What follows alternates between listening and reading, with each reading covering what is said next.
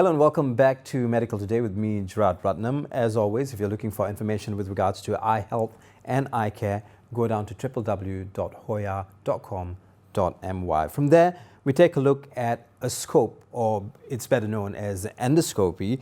Well, our host Nurata Amin had the chance to get into the scene of where the action's happening. Well, she was there to witness a scope happen, and she did speak to Dr. Ahmad Shukri bin Muhammad Salleh. He's a consultant physician and gastroenterologist, hepatologist, and he spoke extensively with regards to what a scope is, and he also gave us a 101 on how it's done. Well, we have a very interesting interview with Nurata handling it on site. Let's take a look at that interview right now. Welcome to Medical Today 3.0, Datuk. Thank you for joining us. Thank you. All right. Endoscopy is now widely used for many health screenings on health-related issues. So what is endoscopy and what makes it different from other diagnostic tests such as ultrasonography and X-rays? Right, okay, thank you so much, Atta, for the questions. It's very interesting.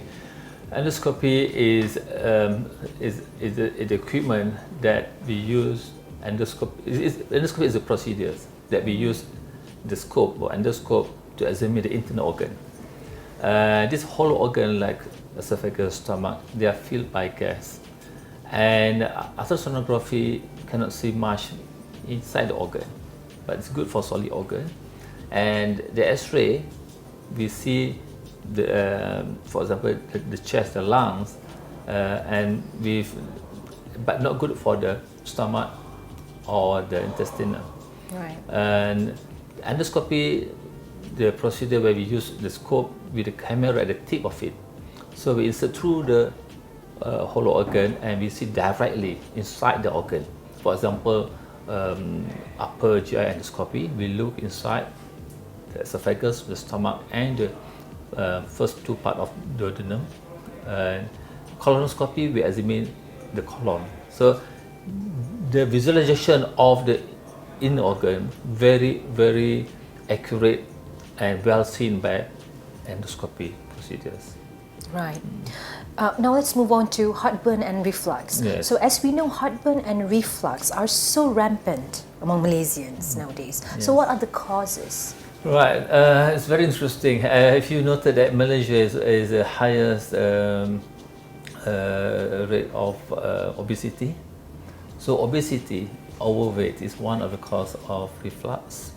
And beside that, smoking, alcohol, coffee, pregnancy, and this is among the causes of reflux. When the acid from the stomach, it goes up inside into the esophagus. And the patient might come with heartburn, with symptoms of reflux. Reflux by itself quite common, but to have the symptoms of heartburn, that makes the patient come to see the doctor to seek for treatment. So what are the symptoms of heartburn and reflux? Right. There are few alarming symptoms like difficulty in swallowing comes together with that, vomiting out blood, loss of appetite, loss of weight. This is more alarming symptoms that if that comes together with the reflux, that need further investigations. Right. Yeah. So now we're going to talk about colon cancer, which is the main issue here, which is one of the most common causes of cancer-related death. So what are the symptoms of colon cancer, doctor? Well, thank you, Atta, for asking that question. I think colon cancer is very, very important for everyone to understand, because colon cancer is highest cancer among men, and the second after breast cancer in women. So what are the symptoms of colon cancer? Is that the early cancer does not present much symptoms, but those who have symptoms, they come with bleeding from the rectum. We call it rectal bleeding, where the pus moisture is all blood there. And number two, change in bowel habit, or they call it altered bowel habit. Meaning to say that someone who open the bowels once a day, but they notice lately the bowels become more frequent or become constipated. These are the change in bowel habit. And the other symptoms like abdominal pain, discomfort for no reasons, and then for a few weeks, things like that, without any reason. And number 4, other symptoms like loss of appetite, loss of weight. Now that's normally quite the late stage of cancer when that comes into loss of appetite and loss of weight. And that's about the colon cancer we're talking about just now.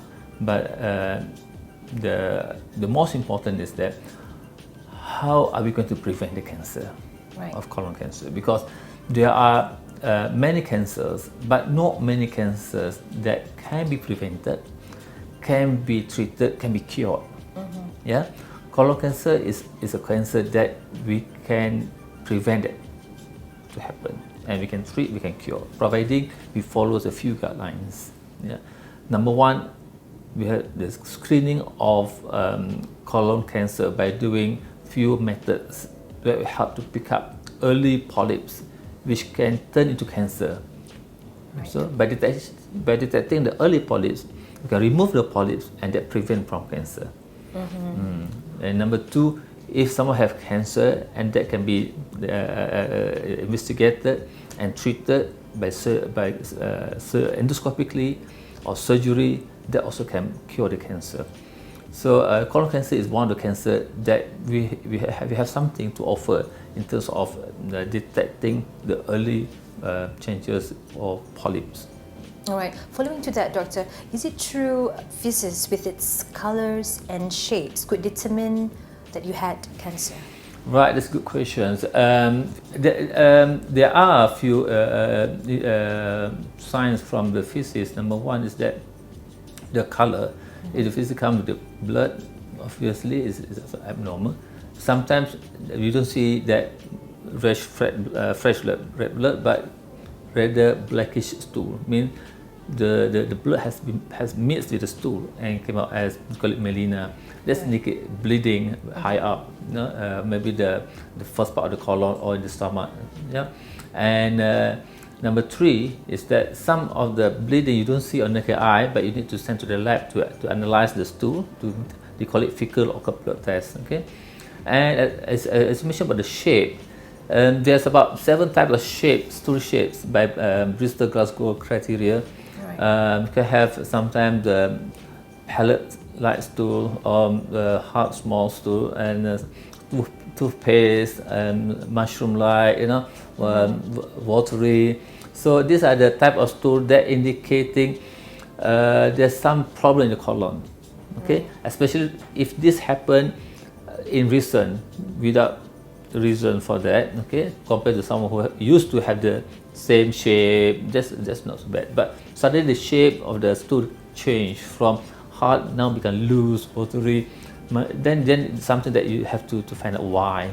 Right, which is visit the doctor. Exactly. Right, and following to that as well, is colonoscopy is colonoscopy one of the recommended procedures for detecting colon cancer, and how accurate is it, doctor? Right, it's a good question that because many people come ask us with some blood test of cancer, And doing the blood test for cancer actually is not recommended because they can have high false positive and false negative. Mean to say, abnormal does not mean you have cancer. Normal does not mean you don't have cancer.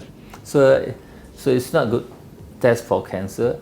For colon cancer, another test you can do is stool test I mentioned earlier, fecal occult blood test, where there's test kit that the public can use and take the small sample or stool and do it themselves or send to the lab.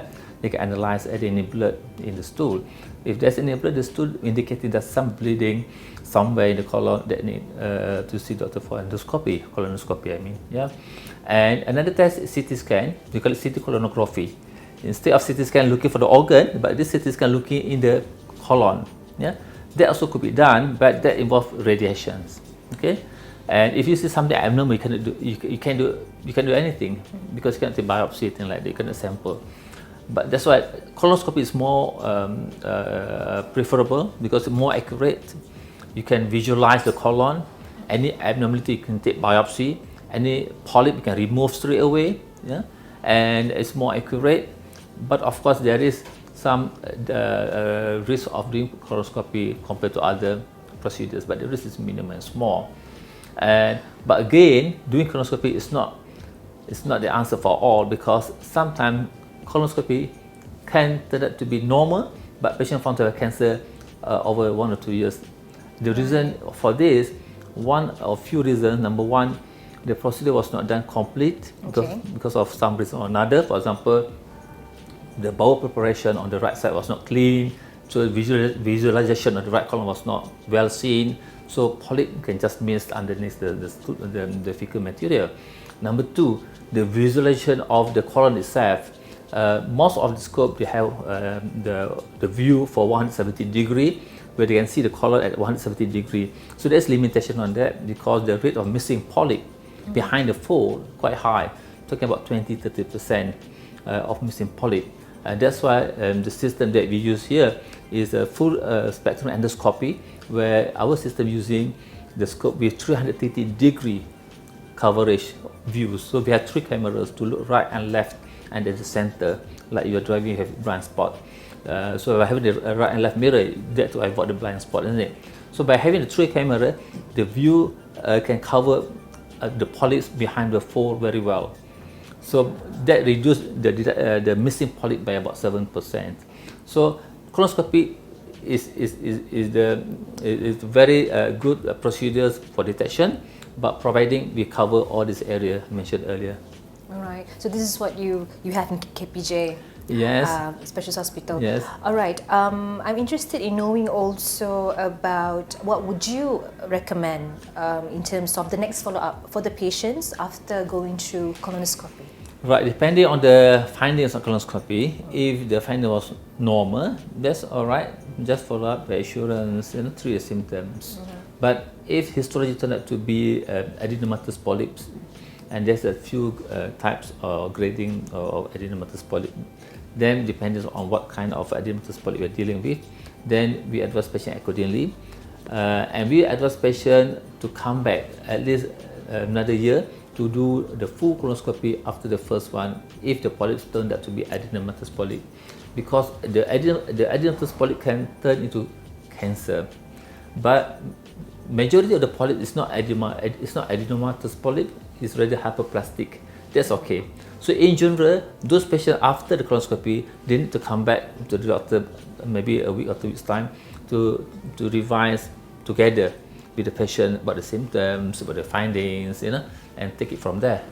Right. Okay. So doctor, I hope we didn't buy much of your time, because I heard you have an appointment with a few patients after this. Yes. In fact, I have a patient waiting for me for the endoscopy. If you'd like to join me to see the real endoscopy of our patient. Right. Will be our first experience. Let's go. Let's go.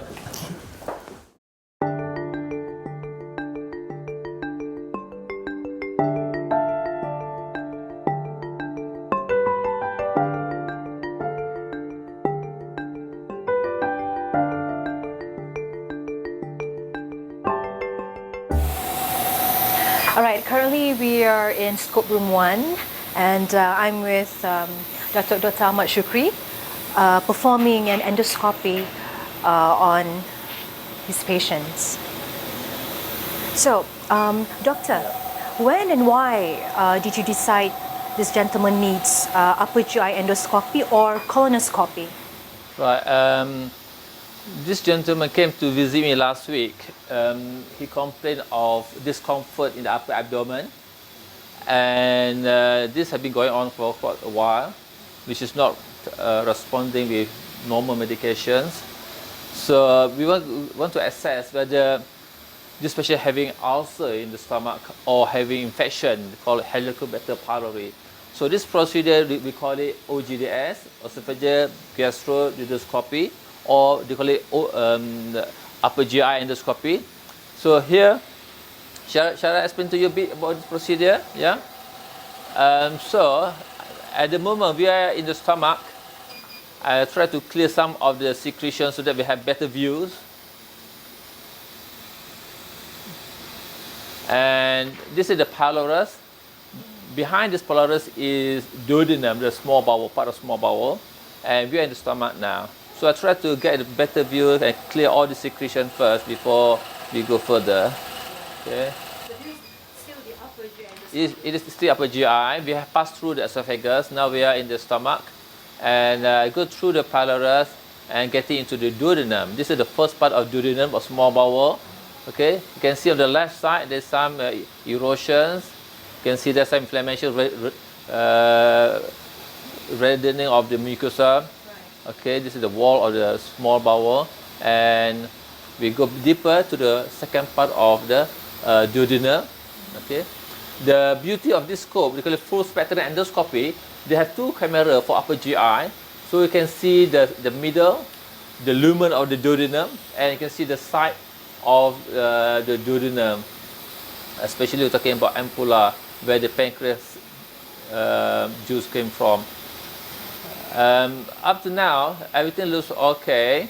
Mucosa looks smooth. There's no inflammation, and this is the ampulla where the secretion for the pancreas comes. Looks pretty normal in the duodenum, and we try to look for once more.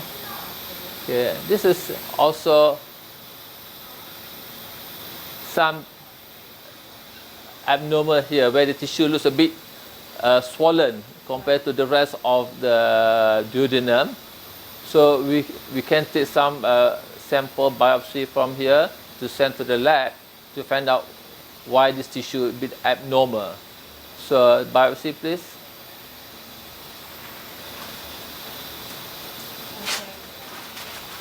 So we're going to take just as 2 bites from here and send it to the lab for details. So how does this endoscopy, doctor, help in the management of your patients? Right. When it comes to the process after diagnosis? Okay.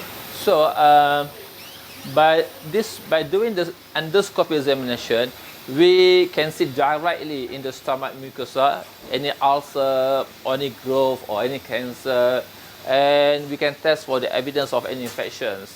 If there is evidence of infection, for example, Helicobacter pylori, then we give treatment consists of 2 antibiotics and 1 protoporphyrin inhibitor to treat the infection. So that will help us to treat the cause for the symptoms. The symptoms normally represent something is not right inside there. So the stomach filled by gas, there's no better than endoscopy to look inside the stomach. X-ray wouldn't see that because it's shadowed by gas. Ultrasound also couldn't see that. So endoscopy we see directly. If we see any abnormality, for example, ulcer, or suspect any growth or cancer, we can take sample like we did just now, take biopsy, and send to the lab. So that will help us to treat the whatever causes that we found from the endoscopy examination. All right. Okay, so how about colonoscopy, doctor? Maybe you can. Okay, we got to do top colonoscopy when we do the colonoscopy examination. Okay, short one. Okay, we can see here, this is again the stomach. You can see there's small little polyp there. Okay, this is not a real polyp, but due to some inflammation and swelling of the mucosa. Let me just finish this one short while, then we go on the colon. Okay. So again, this is the view in the stomach that we are looking at now. And we're going to test for Helicobacter pylori, which is the germs that can cause ulcer, inflammation, and also can cause gastric cancer. You take 2 bites. Open, please. Open. Okay. Close. Close. Open. Open. Close. So we're finishing the upper endoscopy procedures. Okay, I try to explain on the way back. This is the stomach. We're backward now. We're pulling the scope, and you can see the lining of the stomach wall. Okay. And you can see the stomach here a bit swollen a bit compared to the normal stomach. Some area is atrophic. They mean to say that the mucosa shrunk because of the age, because some atrophic of the stomach. And here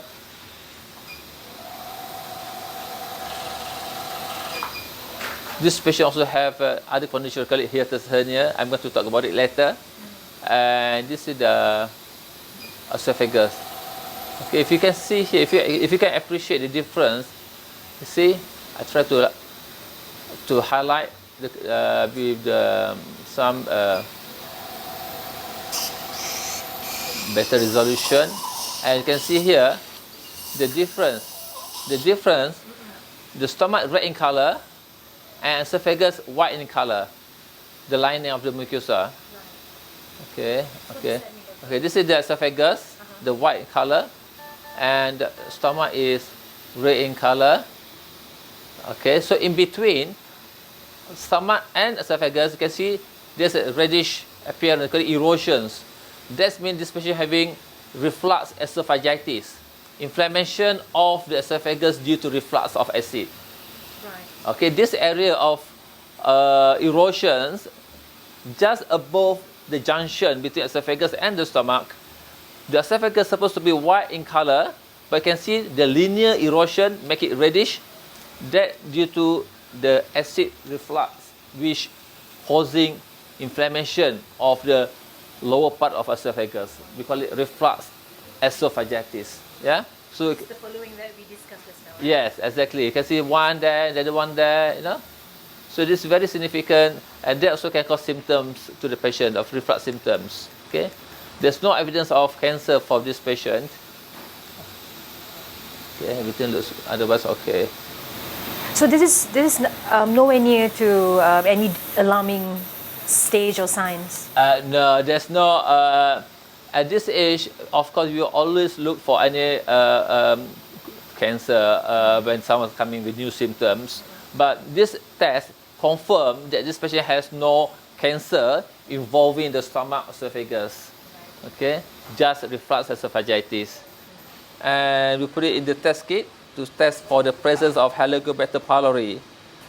If the Helicobacter pylori, the names of the germs present in the stomach, the yellow ring, which change its color, become pink. Okay, so this is the normal one, the green ring. Okay, and here, you think there's some changes there or not? The ring, is the ring start to change the color now? Right. The second one has changed. Yeah, the bottom one. This is the normal one. We didn't use this is for our control. This is the one that we did just now. You think the ring starting to change their color, or remains yellow? A bit reddish now, isn't it? In the middle. Yeah, the ring, the yellow ring start to change its color now, become a bit pinkish. So I mean, there's after half an hour, we're going to look again. It looks like this patient might have positive results, which indicating that he's having Helicobacter pylori, because you can see the ring, the yellow ring, started to have some color there. So what we're going to do? We're going to do colonoscopy, examination of the colon, started from the anus, rectum, and the rest of the colon. So we have a special pants which covered the patient's private part. We only expose during examination only.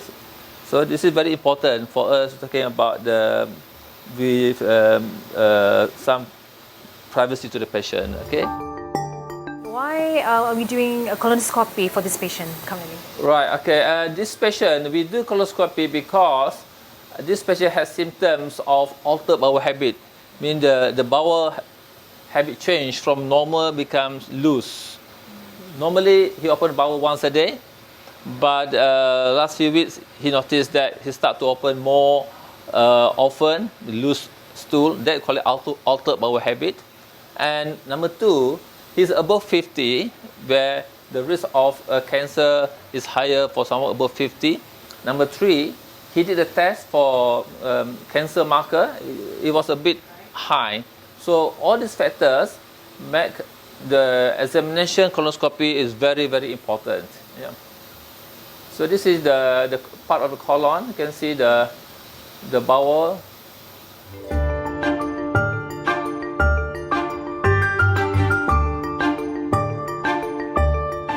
Okay, this is one of the special thing that we can see, or one of the advantages using colonoscopy.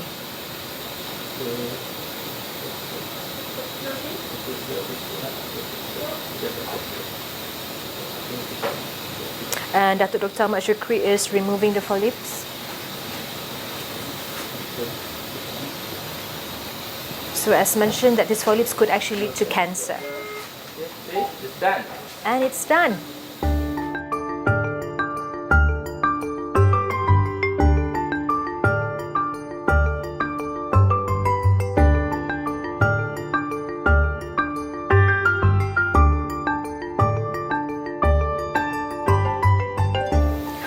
All right, thank you, Dr. Ahmad Shukri, for spending time with us on Medical today. And it was such a great lifetime experience for me and for the audience as well. And I think we'll see you again next time. Such a remarkable experience. I'm Nurata Amin, and see you on next episode on Medical Today.